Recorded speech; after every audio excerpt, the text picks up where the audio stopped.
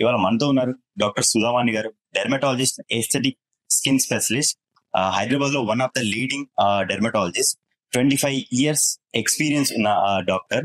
నమస్కారం సుధావాణి గారు. నమస్తే. సుధావాణి గారు, ఈ న్యూరాలజిస్ట్, కార్డియాలజిస్ట్, గైనకాలజిస్ట్ ఇవన్నీ ఉండగా ఎందుకు మీరు డెర్మటాలజిస్ట్ అవ్వాలన్న థాట్ ఎందుకు వచ్చింది అంటారు? డెర్మటాలజిస్ట్ ఎందుకు అవ్వాలి అని అడుగుతున్నాను.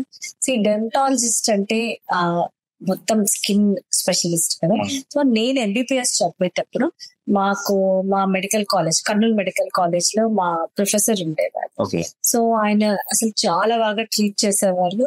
Sir used to teach us very well. అంటే ఎంత బాగా సబ్జెక్ట్ అది బాగా చెప్పేవాడు. అండ్ ఆల్ స్కిన్ డిసీజెస్ బాగా చెప్పేవాడు. And he use to be very professional. అసలు చూడ్డానికి కూడా ఒక డాక్టర్ అంటే అలా ఉండాలి అన్నట్టుగా ఉండేవాడు. సో అప్పుడు ఆ సార్ ని చూసాక నాకు అనిపించింది డెర్మటాలజీయే తీసుకోవాలి, నేను డెర్మటాలజిస్ట్ అవ్వాలి. అప్పట్లో డెర్మటాలజీకి ఇంత ప్రాముఖ్యత లేదు. ఏవో కొన్ని చిన్న స్కిన్ డిసీజెస్ అంత పాపులర్ కాదు అసలు డెర్మటాలజీ. సో అందరూ కూడా గైనిక్, రేడియాలజీ ఇవే ఆప్ట్ చేసేవాళ్ళు. కానీ నేను వెళ్ళిన తర్వాత అంటే నేను అటెండ్ అయ్యాక the way he is teaching మా సార్, దాంతో నేను ఇన్స్పైర్ అయ్యి నేను గైనిక్ కూడా వదిలేసి మరి డెర్మటాలజీ తీసుకున్నాను. సెలబ్రిటీస్ అంటే ఆన్ స్క్రీన్ లో ఉంటారు, వాళ్ళకి బ్యూటీ అవసరం కాబట్టి కనపడాలి కాబట్టి.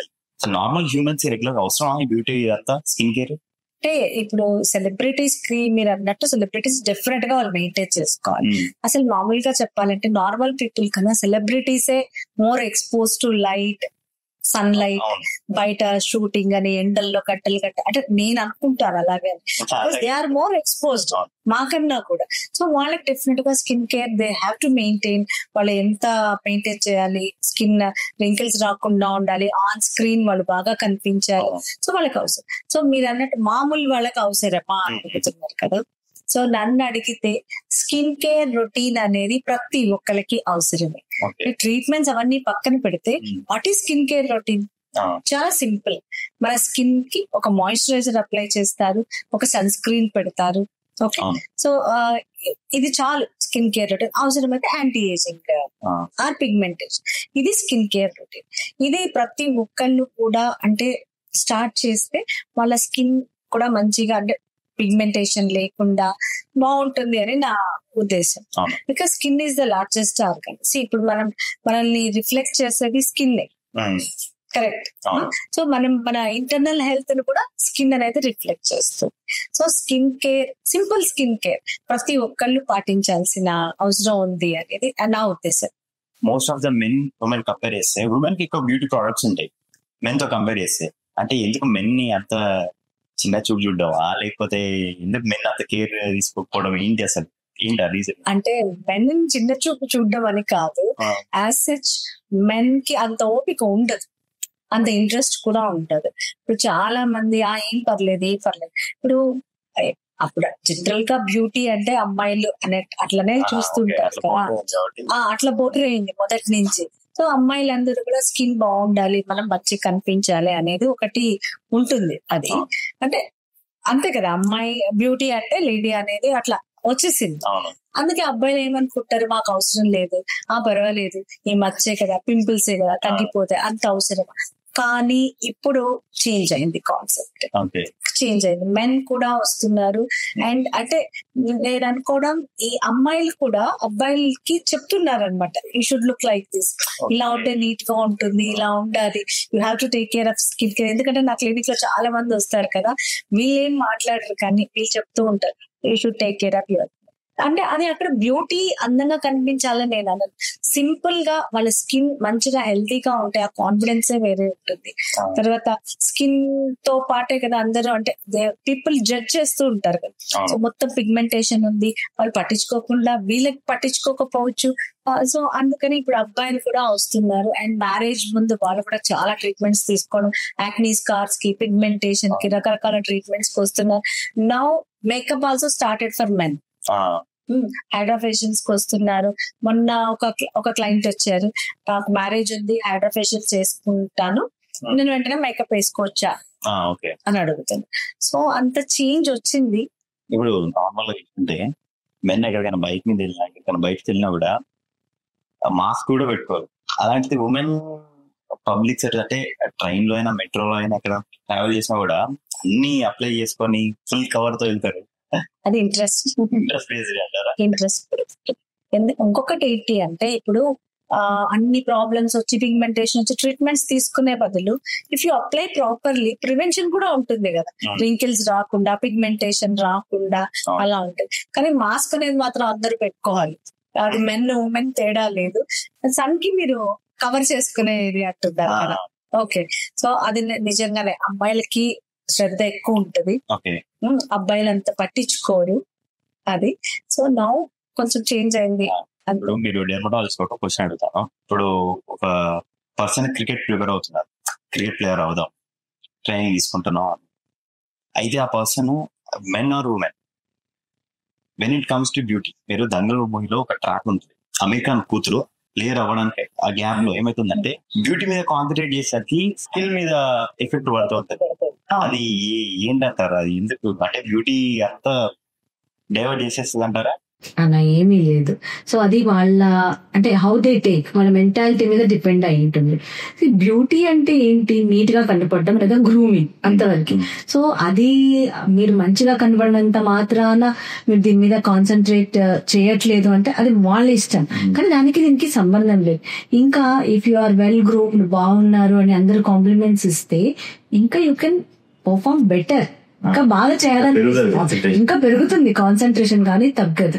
కాకపోతే ఒక్కొక్కసారి కొంతమంది ఇప్పుడు ఆ క్యారెక్టర్ లాగా పిచ్చిగా దానిలోకి వెళ్ళిపోయి వాళ్ళ గోల్ ఏంటి అనేది పక్కన పెట్టేసి దీని సైడ్ వెళ్ళేటప్పుడు బ్యూటీ అనే కాదు ఏ అదర్ యాక్టివిటీస్ అయినా కూడా అట్లా రాంగ్ సైడ్ వెళ్ళారనుకోండి, డెఫినెట్ గా వాళ్ళ గోల్స్ అవన్నీ చేంజ్ అయిపోతాయి, డెఫినెట్ గా డిఫరెన్స్ అనేది వస్తుంది.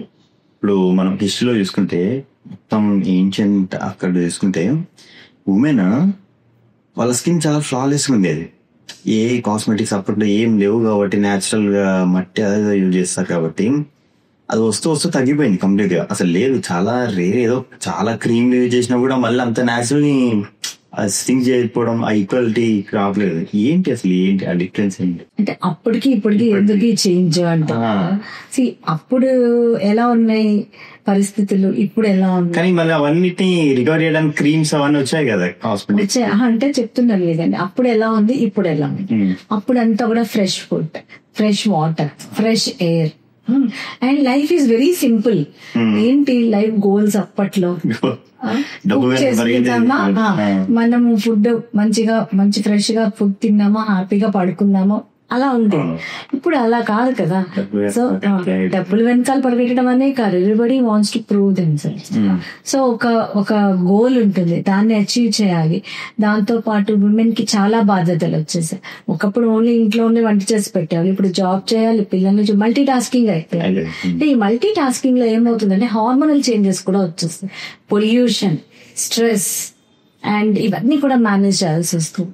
సో దీంతో ఏమవుతుంది అంటే బికాస్ ఆఫ్ హార్మోనల్ చేంజెస్ కానివ్వండి, పొల్యూషన్, లైఫ్ స్టైల్ చేంజెస్, తర్వాత ఫుడ్ కూడా సరిగా లేదు కదా, అంత పొల్యూటెడ్ అడల్టరేటెడ్ ఫుడ్ దొరుకుతుంది. దాంతో స్కిన్నే కాదు అసలు మొత్తం అన్ని ఓవరాల్ హెల్త్ కూడా దెబ్బతింటుంది. ఇప్పుడు ఏమవుతుంది, సో దీనికోసం దే హ్యావ్ టు మెయింటైన్ చేయాలి అంటే మళ్ళీ క్రీమ్స్, మాయిశ్చరైజర్స్, ట్రీట్మెంట్స్ ఇవే ఇదనే కాదు. ఇప్పుడు అప్పట్లో చూసుకుంటే థైరాయిడ్, డయాబెటీస్ ఇవి కూడా ఎక్కువ అయ్యాయి, ప్రతి ఒక్కరికి ఉన్నాయి. బ్లడ్ షుగర్, బ్లడ్ ప్రెషర్, ఇవన్నీ కూడా. సో ఇవన్నీ లైఫ్ స్టైల్ మోడిఫికేషన్స్. ఇప్పుడు పర్సనల్ లైఫ్ కి వెళ్తే అటు ఓయూలో ప్రొఫెసర్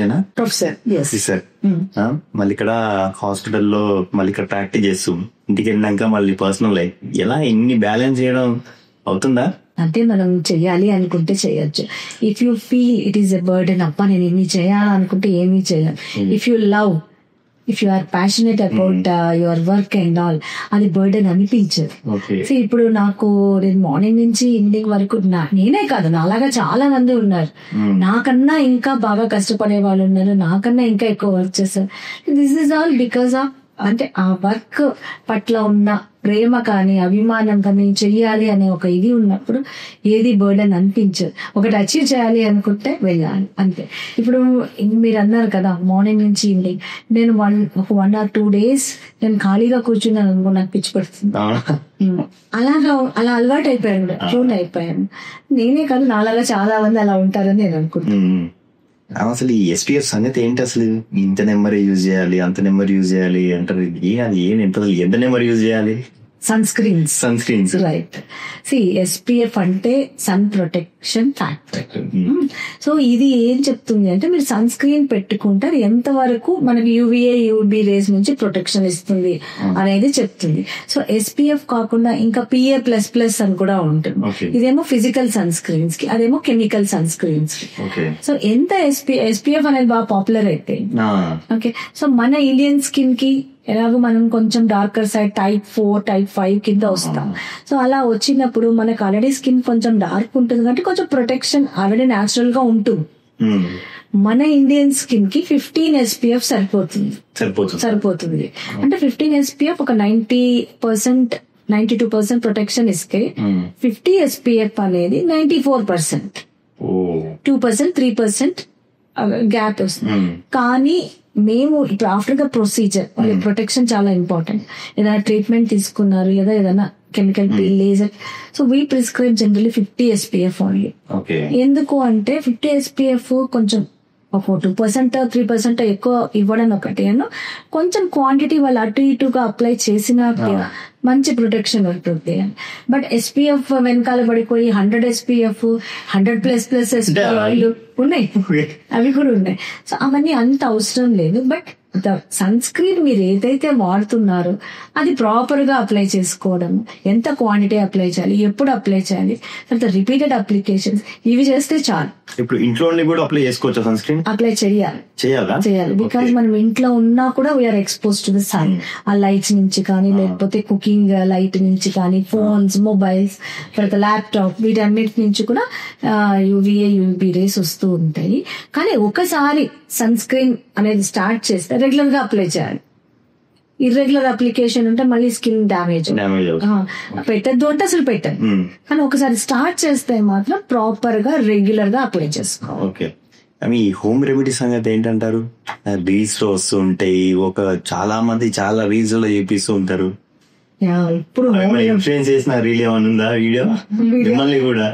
లేదు, నేను మేబీ మరి డెర్మటాలజిస్ట్ అనో మరి కానీ నేను అవి ఏవి పాటించాను. సో వాట్ ఎవర్ క్రీమ్స్, ఇప్పుడు యాంటీ ఏజింగ్ అంటే retinol, sunscreen, good sunscreen, అవే నేను వాడతాను. కానీ ఆ రీల్స్ అవేవి ఫాలో. ఇప్పుడు రీల్స్ చాలా పాపులర్ అయిపోయాయి. అంటే ఏది దొరికితే అది. ఇప్పుడు హెయిర్ గ్రోత్ కి రైస్ వాటర్ అని, ఆనియన్, ఏవేవో ఫేస్ కి రైస్ వాటర్, ఇట్లా రకరకాలు వస్తున్నాయి. అవన్నీ ఎంత పనిచేస్తాయో ఏం పనిచేస్తాయో ఐడియా లేదు. ప్లస్ అవన్నీ లాంగ్ టర్మ్ వాడాలనుకుంటా అంత ఓపిక ఉందా? మనం ఇచ్చే మెడిసిన్స్ ఇవే ఇంత టైం తీసుకుంటాయి, కాన్సన్ట్రేటెడ్ వన్స్ కదా. అవన్నీ కూడా లెస్ కాన్సన్ట్రేట్, అవి ఎంత టైం తీసుకుంటాయి. ప్లస్ అంతా ఇప్పుడు Korean skin care, Korean skin different, మన స్కిన్ డిఫరెంట్. వాళ్ళ జెనెటిక్స్ వేరు, మన జెనెటిక్స్ వేరు, క్లైమేట్ కండిషన్స్ వేరు. వాళ్ళ స్కిన్ కి పెనిట్రేషన్ బెటర్ ఉండొచ్చు, ఎందుకంటే వాళ్ళ స్కిన్ చాలా డెలికేట్, థిక్నెస్ కూడా తక్కువ ఉంటుంది.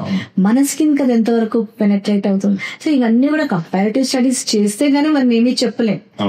సో వాళ్ళకి బాగుందని మనకి బాగుండడం అలా ఉండదు.